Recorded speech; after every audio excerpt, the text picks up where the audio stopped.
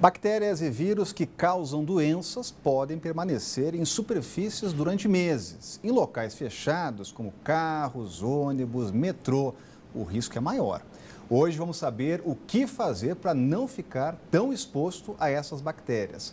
Nossa convidada no quadro Consulte o Doutor é a infectologista Mariana Alcazas. Boa tarde, doutora. Obrigado pela presença aqui no Banho de Cidade. A grande pergunta, do nosso telespectador é como evitar essa contaminação por bactéria, como prevenir?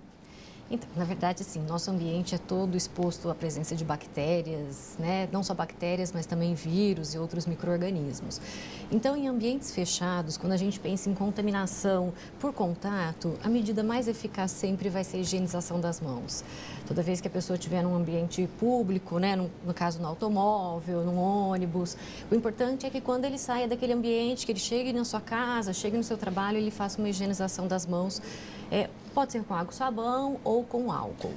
E assim, a gente tem que lembrar que nesses ambientes a gente não tem contato só com bactérias, que são transmitidas pelo contato, mas com vírus respiratórios, que acaba sendo o agente mais transmitido nessas situações. E nessa época de seca, a gente sabe que os números de internações por doenças respiratórias, esses números aumentam muito. Por quê, doutora? Por que é propício nessa época do ano? O que acontece? Nessa época de seca, as partículas que a gente elimina através da fala, do espirro, da tosse, ficam suspensas mais tempo no ar e elas são levadas pelo vento a distâncias maiores. Então, as pessoas acabam tendo maior contato, ficam um tempo maior em contato com essas partículas, podem ser partículas virais ou partículas de poeira mesmo que carregam esses micro-organismos. E, além disso, a nossa proteção respiratória fica diminuída. A seca promove uma secura das mucosas nasais que acabam fazendo uma filtragem do ar que entra. E aí esse ar acaba entrando contaminado.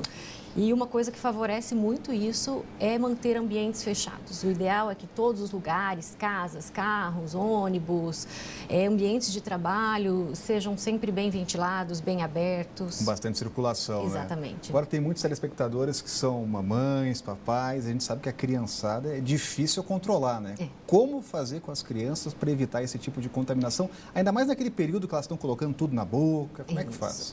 Então, assim, é muito complicado a gente saber quem está contaminado, quem não está, quem está transmitindo alguma doença, quem não está. Então, pensando nas crianças, assim, a coisa mais importante é estar sempre com a vacinação em dia, Isso é muito importante porque nós temos muitas doenças que são preveníveis através da vacinação. Mais importante também cuidados com higiene e sempre lavar os brinquedos, mamadeiras, todos os utensílios que as crianças acabam usando. E no caso de escolas, se a criança está gripadinha, evitar mandar para a escola porque ela pode transmitir para outras crianças. Perfeito, tenho certeza que você esclareceu a dúvida de muita gente. Doutora, muito obrigado pela presença aqui no Banho de Cidade. Eu que agradeço. E o ministro José Antônio Dias Toffoli toma posse hoje como novo presidente do Supremo Tribunal Federal. Ele assume no lugar da ministra Carmen Lúcia. O ministro Luiz Fux será o vice-presidente. Os detalhes estão chegando ao vivo com a Renata Dourado, já está com a gente por aqui.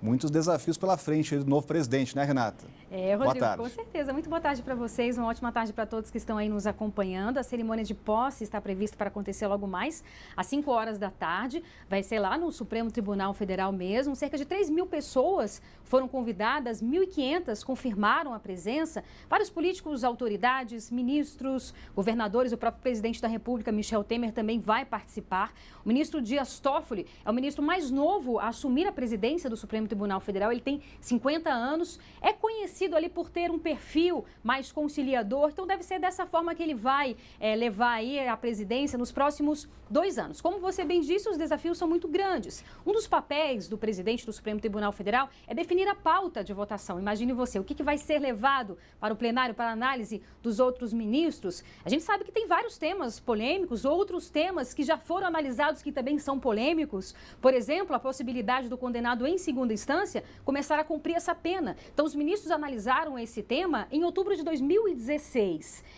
com essa possibilidade, não essa obrigatoriedade. Mas a gente sabe que várias pessoas estão presas por conta desse entendimento, inclusive o ex-presidente Lula.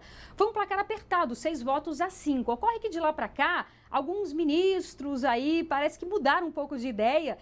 O próprio ministro Gilmar Mendes também já se posicionou com relação a isso. Então, cogitou-se a possibilidade do assunto ser novamente levado ao plenário. Só que a presidente do Supremo, ministra Carmen Lúcia, disse que não. E, de fato, ela não levou a plenário para uma nova análise. E é o ministro Dias Toffoli, que vai assumir a presidência do Supremo, foi perguntado, questionado sobre isso. Ele deu a entender, disse que esse ano não vai ser analisado e que se vier a ser analisado novamente pelos ministros, isso vai ser lá para março do ano que vem. Rodrigo, vamos acompanhar aí essas votações do Supremo. Obrigado, Renata. Cláudio Humberto, tem como melhorar aí o clima do Supremo depois de brigas, pacificar o clima? Eu acho que sim. O ministro Dias Toffoli ele tem a capacidade incrível, até pela pouca idade, né, surpreende por isso, de ser um homem, um conciliador, né, que ele transita em todas as áreas, ele transita bem com todos os ministros do Supremo, não tem ali malquerências com ninguém. E como disse a Renata, é o mais jovem ministro do Supremo a assumir a sua presidência, desde a criação da Corte lá no Império. Portanto, um momento histórico de hoje. Ele vai marcar a presidência dele de maneira bastante significativa, viu? Muita gente vai se admirar do desempenho do ministro Dias Toffoli. Ele fará uma presidência mais moderna, mais aberta à sociedade. Ele vai ficar mais... ele quer o Supremo Tribunal Federal mais acessível às pessoas, à população.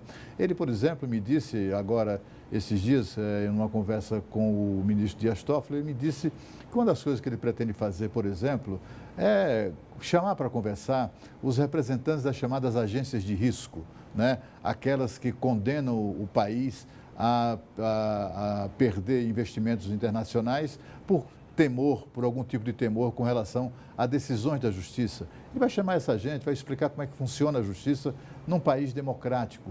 Porque uma coisa é o investidor tomar decisões num país, numa ditadura, como é a China. Outra coisa num país democrático, como é no Brasil.